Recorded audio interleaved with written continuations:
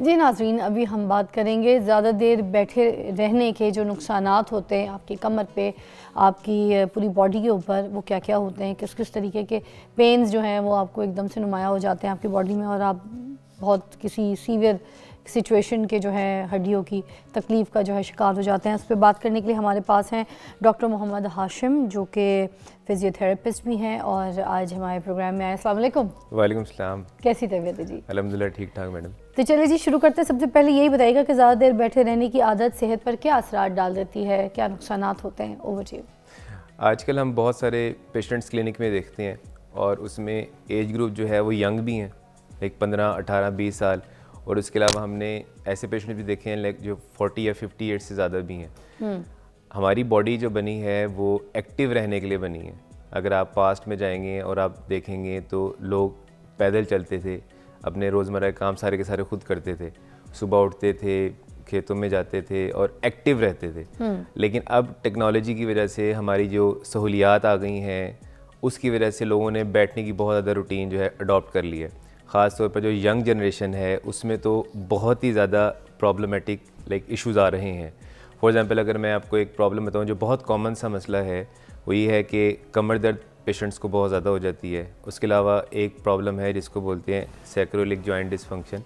सादा अल्फाज में पेशेंट कहता है जी मुझे कमर में दर्द है, लेकिन वो कमर का प्रॉब्लम नहीं होता। अच्छा। वो लोअर बैक का, उसके अलावा हिप के अराउंड जॉइंट्स का प्रॉब्लम, बैक साइड पे। बैक साइड पे। तो इस तरह के प्रॉब्लम बहुत ज़्यादा आ रहे हैं।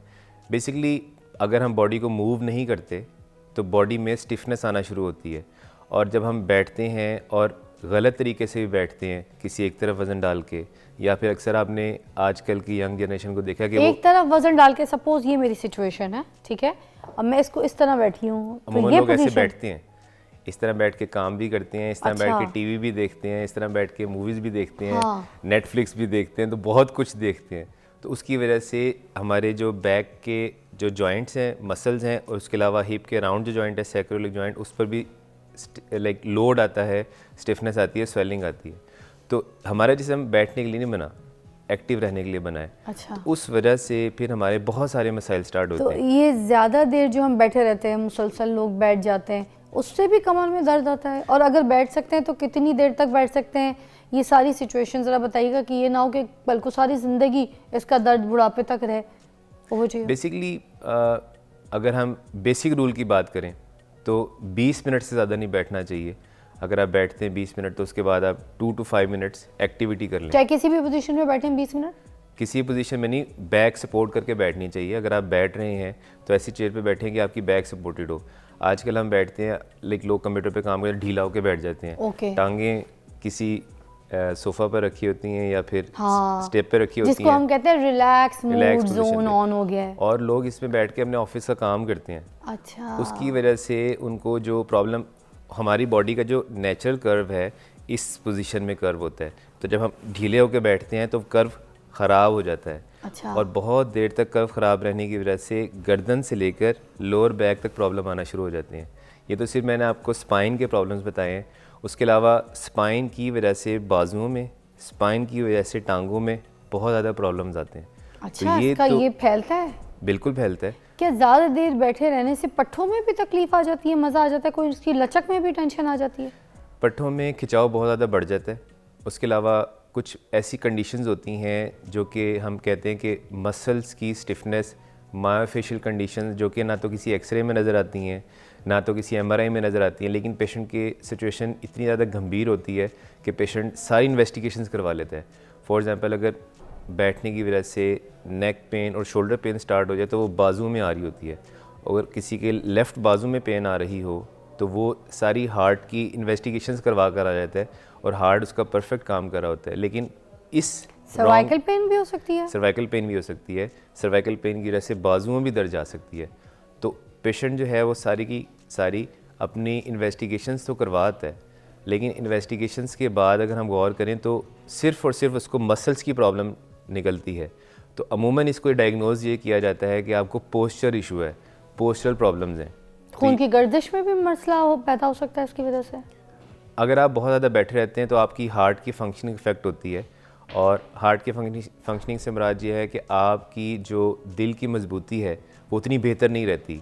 तो अगर आपको कोई एक्टिव काम करना पड़ जाए तो पेशेंट कहता है कि जी मुझे बहुत ज़्यादा सांस चढ़ गया है। तो इस तरह के मसले हमें काफ़ी रोज़मर्रा की ज़िंदगी में पेशेंट्स को देखने में मिलते हैं। अरे वाह, हमारे साथ डॉक्टर मोहम्मद हाशिम बैठे हैं और ये आपको बता रहे हैं कि ज़्यादा देर बैठने के क्या नुकसान होते हैं, कौन कौन से सीवियर पेन जो है आपको लग जाते हैं, जो कि आपकी सारी ज़िंदगी आपका पीछा नहीं छोड़ते। आपके कॉल्स भी शामिल करेंगे अगर आपको लगता है आपको बहुत कोई पेन है, सीवियर प्रॉब्लम है, इशूज़ हैं इस तरह के, तो you can call and ask doctor Hashim. अच्छा, आप मुझे बता रहे थे कि क्या सिम्टम्स होते हैं। कुछ औरतें जो हैं वो मोस्टली उन्होंने अपने घर में कमरे के बेडरूम में जो है वो टीवी लगा लिया होता है, लंबे लंबे ड्रामे देखने होते हैं, तो सुकून वाला मूड चाहिए होता है, तो बेड पे लेट के टीवी का लंबे लंबे ड्रामों का काम जो है वो तमाम किया जा रहा होता है एक दिन में 6 एपिसोड। तो वो उससे भी कमर में पेन वगैरह कुछ उठता है, या फिर बेड वाली पोजीशन पे अगर टीवी लगा के देखें तो इट्स फ्लेक्सिबल? अमूमन हमारे पास पेशेंट्स आजकल आ रही हैं और वो कंप्लेंट करती हैं कि हमें चक्कर आते हैं, हमें सर दर्द रहती है, हमें ऐसा लगता है जिस तरह सर भारी है, और कुछ पेशेंट्स कहते हैं कि मुझे बाजुओं में भी दर्द आती है। तो कमर दर्द के अलावा इस तरह के सिम्टम्स भी हमें ख़वातीन में ख़ास तौर पर देखने को मिल रहे हैं। होता ही है कि जब आप बेड पे बैठ के कोई टीवी देखते हैं, या फिर अमूमन लोग लेट के मोबाइल भी यूज़ करते हैं, बैठ के भी या लेट के भी, उसकी वजह से आपके गर्दन के ऊपर बहुत ज़्यादा स्ट्रेस आ जाता है।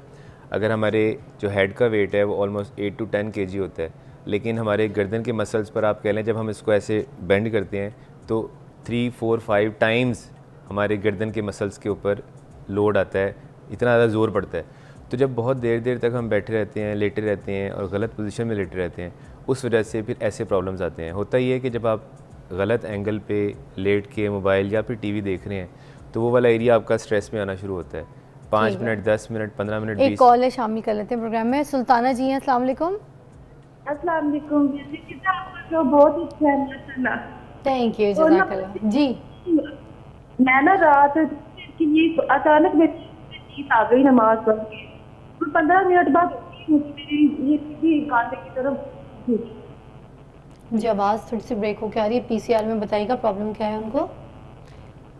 कंधे में इनको बहुत पेन होती है, सीवियर। करवट लेके सोती हैं तो शोल्डर में जो है इनको काफ़ी पेन आ जाती है। क्या कर सकती हैं? कितने अरसे से है? कितने अरसे से है इनको? ये अचानक ही पहली बार कल हुई है मुझे। अच्छा, अचानक ही आती है, होती रहती है फिर मोस्टली इस तरह। ठीक है, अगर तो इनको शुगर नहीं है, नंबर 1। नंबर 2 ये कि अगर एक दिन पुरानी दर्द है तो बस ये 1-2 मूवमेंट्स करके देख लें। अगर इनका कंधा बाजू सर से ऊपर जा रहा है और कमर के पीछे आ रहा है तो ये फ्रोजन शोल्डर नहीं है।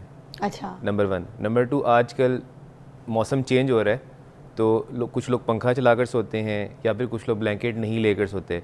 उस वजह से आजकल मस्कुलर स्पैज़म बहुत ज़्यादा बढ़ा हुआ है। पेशेंट हमारे पास बहुत सारे ऐसे ही आते हैं कि गर्दन अकड़ गई है, कंधे में दर्द आ रही है, तो ये मस्कुलर स्पैज़म भी हो सकता है और ये 3 to 5 डेज़ में खुद ब खुद रिकवर कर जाता है।